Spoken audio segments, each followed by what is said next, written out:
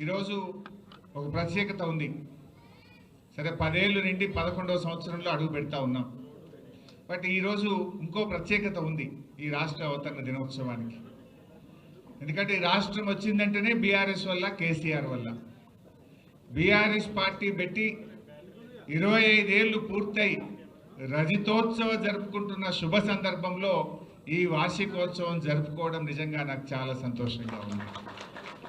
ఎందుకంటే 25 ఏళ్ల కింద బీఆర్ఎస్ పార్టీ పెట్టినాడు ఈ రాష్ట్రంలో తెలంగాణ పదం నిషేధించబడ్డది.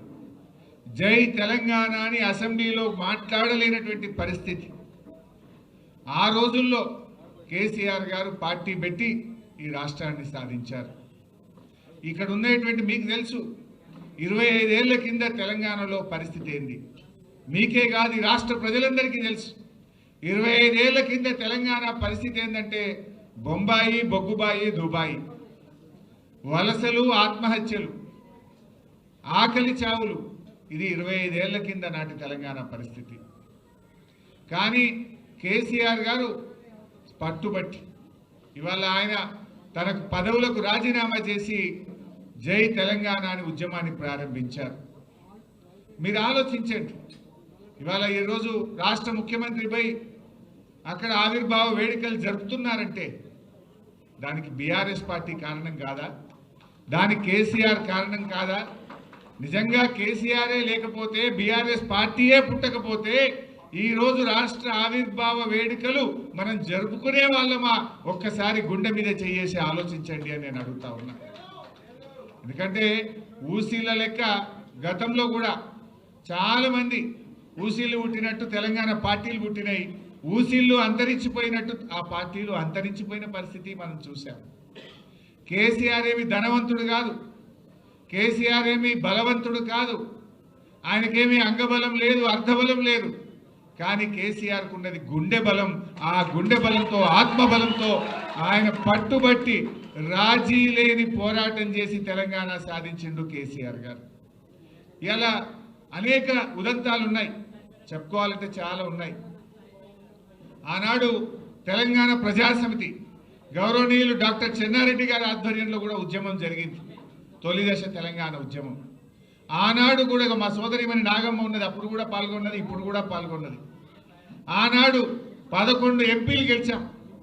11 ఎంపీలు గెలిస్తే ఆనాడు ప్రధానమంత్రిగా ఉన్న ఇందిరాగాంధీ, నాటి కాంగ్రెస్ ప్రభుత్వం తెలంగాణ ఇవ్వకుండా ఉద్యమాన్ని కాలరాసింది ఆనాటి కాంగ్రెస్ ప్రభుత్వం.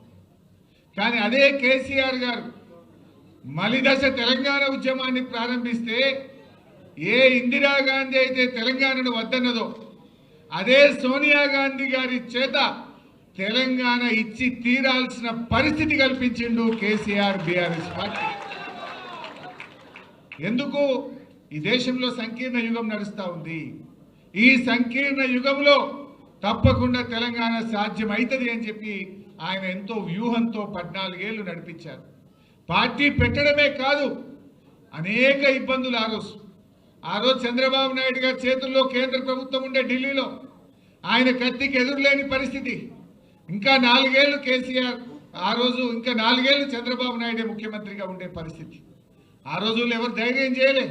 కానీ కేసీఆర్ గారు అప్పటికే ఎన్డీఏ ప్రభుత్వం 3 కొత్త రాష్ట్రాలు ఏర్పాటు చేసింది.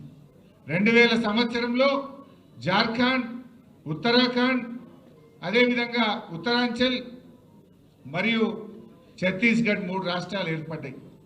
ఈ 3 రాష్ట్రాలు ఏర్పడ్డాక తెలంగాణ ప్రజల్లో ఆశలు చిగురించినాయి. ప్రజలందరూ నాయకుడి కోసం ఎదురు చూశారు. జయశంకర్ సార్, చనిపోయిన బియ్యావుల జనార్దన్ రావు గారు కేసీఆర్ గారి దగ్గరకు వచ్చి మీరు లీడ్ చేయండి, మీరు పోరాటం చేయండి, మీ వెంట మేముంటామని చెప్పి వారందరూ కేసీఆర్ వైపు చూశారు. కానీ కేసీఆర్ గారు 1 సంవత్సరం ఆలోచించింది.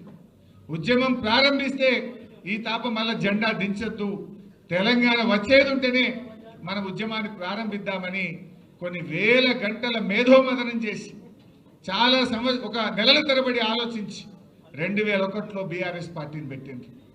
ఆ రోజు ఒక తెలంగాణ ఉద్యమానికి ఒక అపకీర్తి ఉండేది. ఎవరికి పదవి రాకపోతే వాడు జై తెలంగాణ అంటాడు అనే ఒక అపకీర్తి ఉండేది. ఆ రోజు కేసీఆర్ గారు ఆలోచించి తన పదవులను డిప్యూటీ స్పీకర్ పదవిని, ఎమ్మెల్యే పదవిని, తెలుగుదేశం పార్టీ రాష్ట్ర కార్యదర్శి పదవులను గడ్డిపోచల్లాగా పదవులు వదిలి ఉద్యమాన్ని ప్రారంభించిండు. ప్రజల్లో నమ్మకాన్ని కలిగించిండు. ప్రజలను ఒక్కతాటి మీదకి తెచ్చే ప్రయత్నం చేసిండు.